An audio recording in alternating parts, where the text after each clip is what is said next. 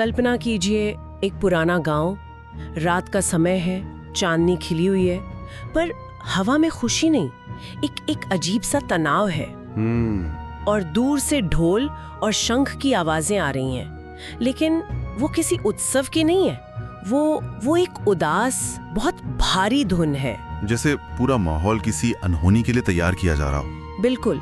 और आज हमारे पास जो स्रोत है वो हमें इसी माहौल में ले जाता है।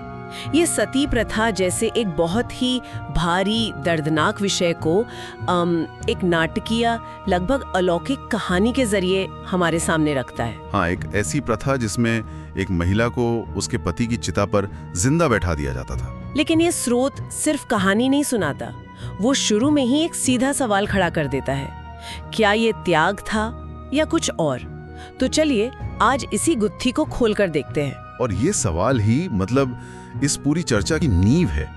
स्रोत हमें सिर्फ एक घटना नहीं दिखा रहा, बल्कि वो हमें उस समाज की मानसिकता में झांकने का मौका दे रहा है। सही बात है। ये सिर्फ एक अनुष्ठान नहीं था, ये एक तरह का जैसे सामाजिक प्रदर्शन था, जहां पूरा गांव चुपचाप दर्शक बन के खड़ा रहता था। और स्रोत हमें सोचने पर मजबूर करता है कि उस महिला की जो खामोशी थी, क्या वो उसकी सहमति थी या मजबूरी? कहानी का केंद्र भी यही है। गांव की एक नई नवेली दुल्हन जिसे सती करने की तैयारी हो रही है। सब कुछ तय रिवाज के हिसाब से चल रहा है, लेकिन स्रोत हमें बताता है कि जैसे ही वो महिला आग के करीब पहुंची, उस एक पल में कुछ ऐसा हुआ जिसने सब कुछ बदल दिया। हाँ, जिसने आने वाली सदियों के लिए उस गांव का इतिहास ही बदल दिया। तो अब उस निर्णायक क्षण पर आते हैं। स्रोत इसका बड़ा ही जीवंत विवरण देता है। वो दुल्हन धीरे धीरे चिता के पास पहुंचती है जी। उसके हाथ कांपते हुए एक पल के लिए आग की लपटों की ओर बढ़ते हैं और फिर अचानक रुक जाते हैं, हवा में ठहर जाते हैं। हाँ बिल्कुल, जैसे किसी अनदेखी शक्ति ने उन्हें पकड़ लिया हो, या फिर शायद आखिरी पल में उन्होंने खुद ही अपना मन बदल लिया हो। और देखिए, वो हाथों का रुकना महज एक शारीरिक क्रिया नहीं है, वो एक प्रतीक है। अच्छा। हाँ, अब तक वो प्रथा के बहाव में बह रही थी, लेकिन उस एक पल में उसने उस बहाव को रोक दिया। ये विद्रोह का पहला खामोश संकेत है। उस पल तक शायद वो एक पीड़ित थी, लेकिन उस पल के बाद कहानी बदल जाती है। और यहीं से बात वाकई दिलचस्प हो जाती है। जैसे ही उसके हाथ रुकते हैं, वो जो उदास संगीत चल रहा था, वो ढोल और शंख सब बंद। हाँ, सब अचानक बंद हो जाता है। एक भयानक, कानों को चुभने वाला सन्नाटा छा जाता है। उस सन्नाटे में सिर्फ लकड़ियों के चटकने की आवाज होगी। बिल्कुल। और फिर उस खामोशी को चीरती हुई एक जोरदार चीख गूंजती है, लेकिन ये चीख उस दुल्हन की नहीं है, ये भीड़ में से किसी और की है। हाँ, भीड़ में से। देखिए, ध्वनि और सन्नाटे का ये इस्तेमाल कितना कमाल का है। स्रोत यहाँ तनाव को मतलब एकदम चरम पर ले जा रहा है। सही बात है।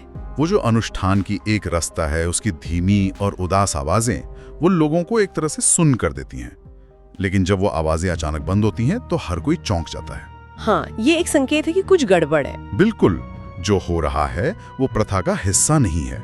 और फिर किसी बाहरी व्यक्ति की चीख वो इस बात पर मोहर लगा देती है कि ये कोई सामान्य घटना नहीं, बल्कि कुछ अप्रत्याशित और भयानक होने वाला है। स्क्रिप्ट बदल चुकी है। हाँ, वो चीख जैसे आने वाले भूचाल का पहला संकेत थी, क्योंकि इसके बाद जो हुआ, स्रोत उसका वर्णन ऐसे करता है, मतलब किसी की कल्पना भी ना हो। साफ साफ लिखा है, सबकी आंखों के सामने उस धधकती चिता से एक हाथ बाहर निकला, रुकिए, और उस महिला को अपनी ओर खींच लिया। इस दृश्य को हमें सिर्फ एक भूतिया घटना की तरह नहीं देखना चाहिए। तो फिर कैसे देखें? हमें ये भी सोचना होगा कि ये हाथ किसका प्रतीक है।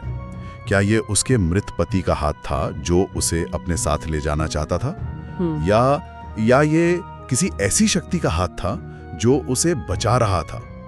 स्रोत जानबूझकर इसे अस्पष्ट छोड़ता है, लेकिन एक और संभावना है जो शायद ज्यादा डरावनी है। वो क्या हो अगर ये हाथ किसी इंसान का हो? किसी इंसान का मतलब किसी ऐसे व्यक्ति का जो इस क्रूर प्रथा के खिलाफ था और उसने इस मौके का फायदा उठाकर एक नाटक रचा हो। कोई जो पहले से चिता के नीचे या आसपास छिपा हो। अगर ऐसा है तो ये अलौकिक नहीं, बल्कि एक बहुत ही साहसी और सुनियोजित विद्रोह है। कहानी हमें दोनों संभावनाएं देती है। या तो ये प्रकृति का हस्तक्षेप है या इंसान का। ये तो मैंने सोचा ही नहीं था। इस नजरिए से तो पूरी घटना का मतलब ही बदल जाता है। बिल्कुल। जरा उस दृश्य की कल्पना कीजिए, चाहे वो अलौकिक हो या इंसानी, भीड़ का क्या हाल हुआ होगा? स्रोत बताता है कि लोगों के चेहरों पे सिर्फ डर नहीं बल्कि गहरा सदमा था। उन्हें यकीन ही नहीं हुआ होगा। हाँ, उन्हें समझ नहीं आ रहा था कि जो उन्होंने देखा वो सच है या कोई वहम। कुछ लोग तो डर के मारे चिल्लाकर भागने लगे और अंत में जब धुआं थोड़ा छटता है तो जलती हुई चिता दिखती है जिस पर अब कोई नहीं है, वो खाली है। वो खाली है। और यहीं पर वो सवाल खड़ा होता है जिसे हम सामाजिक जड़ता या सोशल इनर्शिया कहते हैं। सब लोग देख रहे थे कि गलत काम हो रहा है पर कोई बोल नहीं रहा था। क्यों? क्योंकि जब एक प्रथा चाहे कितनी भी गलत क्यों ना हो, सदियों से चली आ रही हो, तो उसे बदलने के लिए पहला कदम उठाना लगभग नामुमकिन लगता है। हर कोई इंतजार करता है कि कोई और बोलेगा। बिल्कुल। इस कहानी में वो हाथ उस जड़ता को तोड़ता है। वो एक ऐसी घटना है जिसे कोई नजरअंदाज नहीं कर सकता। उसने समाज के मौन को चीख चीख कर तोड़ दिया। और उस घटना के बाद का दृश्य भी उतना ही रहस्यमयी है। स्रोत के अंतिम दृश्यों में दिखाया गया है कि अंधेरे में एक परछाई बड़ी तेजी से गांव की सीमा से बाहर निकलती दिखती है। और उसकी हाथ में कुछ चमक रहा है। क्या वो उस दुल्हन की चूड़ियां थीं या किसी और चीज की चमक? ये भी एक अनसुलझा सवाल छोड़ दिया गया है। वो चमकती हुई चीज भी एक प्रतीक है ना? अगर वो चूड़ियां हैं तो इसका मतलब है कि वो महिला अब भी जिंदा है और अपनी पुरानी पहचान के साथ एक नई जिंदगी की ओर जा रही है। अच्छा। लेकिन अगर वो कुछ और है, मान लीजिए कोई हथियार या मशाल, तो वो विद्रोह का प्रतीक बन जाता है। वो परछाई सिर्फ भाग नहीं रही, वो एक संदेश लेकर जा रही है। लेकिन इस पूरी घटना का जो स्थायी प्रभाव पड़ा वो बहुत साफ है। श्रुत की एक पंक्ति मतलब सब कुछ कह देती है। उस रात के बाद फिर कभी उस गांव में किसी ने सती करने की हिम्मत नहीं की। और यही तो लोक कथाओं की असली ताकत होती है। हाँ, ये घटना चाहे सच हो या मनगढ़ंत एक लोक कथा बन जाती है। वो महज एक कहानी नहीं रहती, बल्कि समाज के लिए एक तरह का कह सकते हैं सॉफ्टवेयर अपडेट बन जाती है। सॉफ्टवेयर अपडेट, ये दिलचस्प है। हाँ, वो नए नियम बनाती है, लेकिन मनोरंजन और डर के पर्दे के पीछे यहाँ डर का इस्तेमाल एक बहुत ही सकारात्मक बदलाव लाने के लिए किया गया। गांव के बुजुर्ग शायद यही कहानी अगली पीढ़ियों को सुनाते हैं ताकि कोई दोबारा उस प्रथा को शुरू करने की हिम्मत ना करे। तो अगर हम शुरू वाले सवाल पर वापस आएं, त्याग या विद्रोह, तो कहानी का अंत वो साफ तौर पर विद्रोह की तरफ इशारा करता है। बिल्कुल, लेकिन ये विद्रोह सीधा नहीं है। ये एक ऐसा विद्रोह है जिसे अलौकिक चोला पहनाया गया है। शायद इसलिए क्योंकि सीधे तौर पर विद्रोह करने की हिम्मत किसी में नहीं थी। जब समाज इतना दमनकारी हो कि आप अपनी आवाज नहीं उठा सकते, तो कभी-कभी आपको भूतों और परछाइयों का सहारा लेना पड़ता है। वो आग से निकला हाथ उस मौन समाज के खिलाफ एक ऐसी आवाज बन जाती है जिसे दबाया नहीं जा सकता। तो इसका कुल मतलब क्या निकलता है? ये स्रोत एक ऐसी कहानी हमारे सामने रखता है जो एक भयानक सामाजिक प्रथा पर सवाल उठाने के लिए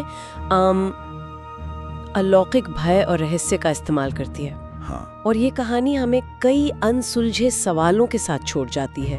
वो स्त्री आखिर कहाँ गई? वो चमकती हुई चीज क्या थी? और सबसे बड़ा सवाल, चेता से बाहर निकला वो हाथ आखिर किसका था? स्रोत का अंतिम संदेश बहुत साफ है। भले ही कहानी रहस्यमयी हो, ये सिर्फ एक भूत प्रेत की कहानी नहीं है। ये हमें उन परंपराओं पर सवाल उठाने के लिए उकसाता है जिन्हें हम बिना सोचे समझे पीढ़ी दर पीढ़ी मानते चले आते हैं। बिल्कुल। ये हमें याद दिलाता है कि सिर्फ इसलिए कि कोई चीज हमेशा से होती आई है, जरूरी नहीं कि वो सही हो। स्रोत का जो आखिरी वाक्य है वो इस पूरी चर्चा का सार है।